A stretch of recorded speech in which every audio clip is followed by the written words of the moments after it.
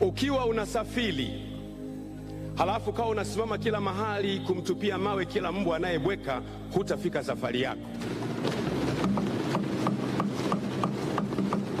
Mheshimiwa Rais, wacha mbwa wabweke, tuendelee na safari yetu ya kutimiza ilani ya kurasa 303.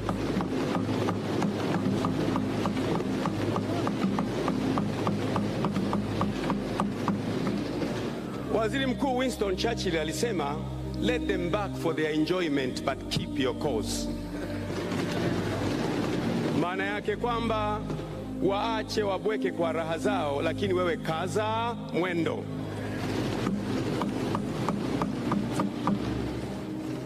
Lakini pia kwa projection hii ya hotuba yako Mheshimiwa Rais, ni muhimu niseme, nikiri wazi kwamba hakuna beberu atakaye kupenda kwa projection hii uliyoipanga kwa nchi yetu.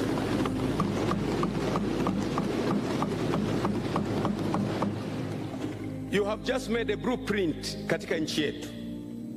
Kwa mara ya kwanza kwenye historia ya nchi yetu kuweza kujitegemea kufinance uchaguzi wake na kuzuia fedha inayotoka nje inayotupa masharti ya mambo ya kufuata kinyume na tamaduni zetu za Kiafrika. Mheshimiwa Rais, is a blueprint not only for Africa but for the whole world as well. Umefanya jambo ambalo dunia yote imestaajabu na mabeberu wote umewaacha midomo wazi. Asante sana Mheshimiwa Rais.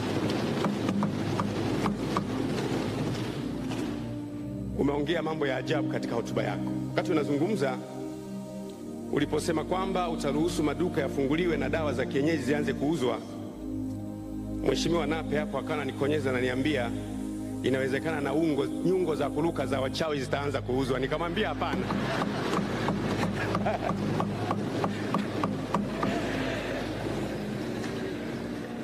Mheshimiwa Rais, nikwambie wewe ni Mwafrika. Umetufanya sisi wa Afrika dunia yote tusione aibu kusema rais wetu ni John Pombe Magufuli.